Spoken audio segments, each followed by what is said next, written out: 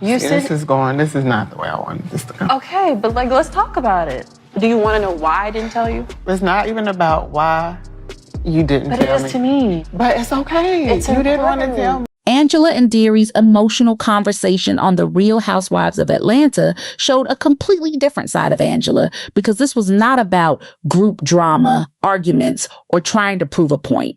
Instead, it was a deeply personal moment between a mother and daughter who were finally taking the time to address feelings that had been sitting beneath the surface for a long time.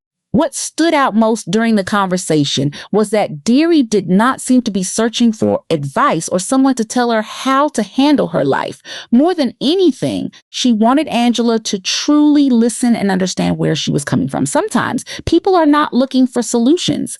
They simply want to feel heard, respected, and understood. That appeared to be the heart of what Deary was trying to communicate throughout the discussion. Now let's go have a seat, honey.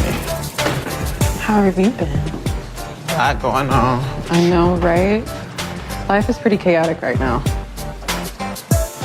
Oh my gosh, I'm so tired. I've been running around all day. Living life? What's wrong? Nothing's wrong. I went and talked to Wendy. Okay, how did that go? I haven't told my youngest yet that she's married. What if it's hers to tell? She kind of feels like it's too soon. I'm like, no, I think they need to know. She told me that that's your story to tell the kids. I think Ahmauri wants to have one foot in and one foot out. She wants to be a child in my house as well as an adult in her house, in her marital home. And I feel like she needs to tell the truth to Arlie and Avon and let them know that she is indeed married. I want them to know because I don't want them to be blindsided. Blindsided? Okay, but I don't see how the kids mixed in all this. Ahmauri's partner has been coming around since Ahmauri was about 17 years old. They believe that's her best friend, which is not entirely true. They trust her and they rely on her to be honest with them. Well, what if you were married to a man? Would you be okay telling him? Yeah, of course I would be more willing, because that's a norm. That's normal in society. You see that every day. You see it in Disney movies. You see it everywhere. Maybe in a couple years I'll tell them. Okay, but before we get there, can we just open it up? Because now you're saying I'm gonna hurt the kids. Like, that's not fair because we're not getting to the root of it all. This is not the way I wanted this to go. Okay, but like, let's talk about it. Do you want to know why I didn't tell you? It's not even about why you didn't tell me. But it is to me. But it's okay. It's you didn't want to tell me. I didn't want to tell you because you were impossible to talk to. I was with you every day. Yes, but I had to hear about all the stuff you were going through. You've never seen my point of view. What's your point of view? Ma, I want to go get married and I don't want to tell you about it. Ma, I want to be grown and do what I want to do, and I still want to be a kid and be treated like a kid over here. I know I'm an adult, Ma, but I want to have one foot in and one foot out, and I want to do what I want to do. I don't care if I stress you out by making you feel like you don't include me. I've tried to come to you before, not to tell you about the marriage, because I didn't want anybody to know about that. Okay. Because I feel like you're not understanding where I'm coming from. You always feel like I don't understand you. Yes, you don't. I do. You never did. I feel like you're entitled, you're spoiled. Entitled? What do you call it? I take care of myself. But what do you call it? I pay my own bills. I get it, but what do you call it? Okay, so I'll be grown and I won't come around no more. That's not what I'm saying. It is. I feel like right now we're not connecting. So I definitely feel like we need to bring in Wendy and explore what the real issue is. Because right now, it's a bit damaged. It's a bit strained. Can I go? Ahmauri? Okay. This is stupid. I don't even know. Angela and Deary's emotional conversation on The Real Housewives of Atlanta revealed a much deeper and more personal side of their relationship, because this was not about group drama, arguments, or cast conflicts. Instead, It was about a mother and daughter finally confronting feelings that had been building for a long time. What stood out most was that Dearie was not necessarily looking for advice or someone to solve her problems. She simply wanted Angela to listen and understand her perspective. Sometimes when people open up emotionally, they are not asking for solutions. They just want to feel heard, validated, and understood. That seemed to be the biggest challenge in their conversation. Angela clearly loves her daughter and wants the best for her, but love and understanding are not always the same thing. A parent can care deeply while still struggling to fully understand what their child needs emotionally. Throughout the season, Angela has presented herself as strong, outspoken, and protective, but this situation required a different approach. This was not a disagreement where she needed to defend her position. It was a moment where her daughter was expressing years of emotions and hoping to be heard without judgment. Dearie appeared to be focused on discussing the deeper issues that had created distance between them, explaining how certain experiences affected her and why some conversations had become difficult over time. From her point of view, there were unresolved feelings that needed to be acknowledged before their relationship could truly move forward. At the same time, Angela seemed to be processing her own emotions as well. For many parents, hearing a child talk about feeling hurt or misunderstood can be difficult because it may feel like criticism, even when that is not the intention. Instead of hearing, "This is how I felt," some parents hear, "You failed me," which can cause them to become defensive rather than receptive. That appeared to be part of the struggle during this conversation.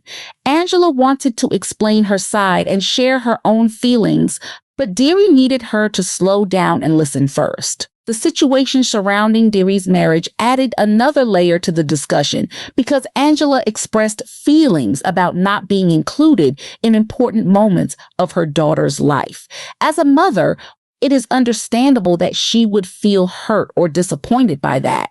However, it also raises an important question about why Dearie felt uncomfortable sharing certain things in the first place.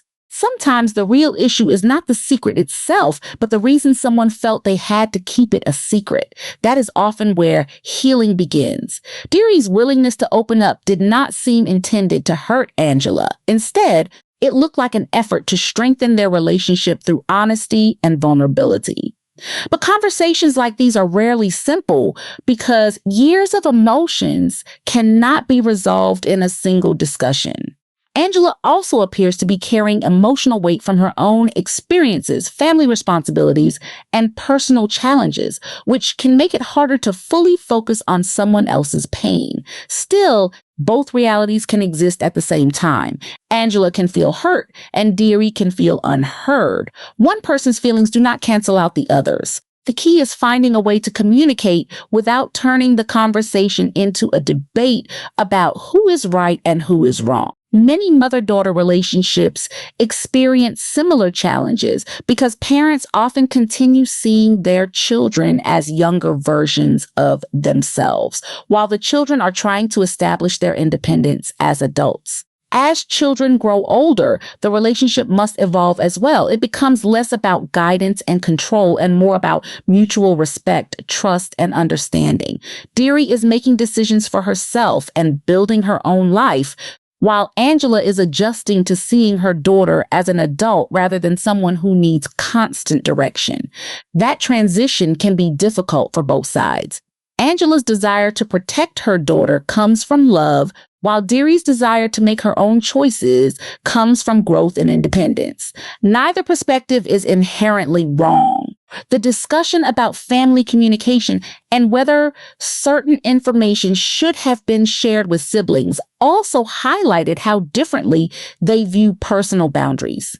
Angela values openness within the family and wants everyone to feel included, while Dearie wants the freedom to decide when and how she shares personal details. Both viewpoints are understandable, but without effective communication, those differences can easily create misunderstandings. What made this scene so impactful was that it reflected a very real family dynamic rather than a typical reality television conflict.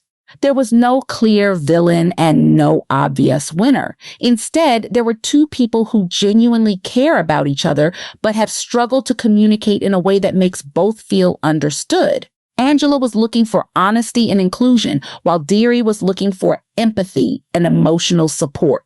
For their relationship to continue growing, Angela may need to create more space for Deary to speak openly without feeling judged, while Deary may need to recognize that many of Angela's reactions come from a place of love and concern rather than control. The conversation did not solve every issue between them, but it felt like an important first step toward healing.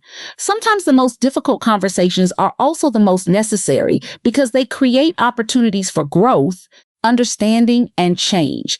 At the end of the day, the emotions shown during this moment demonstrated how much the relationship matters to both of them. Strong relationships are not defined by the absence of conflict.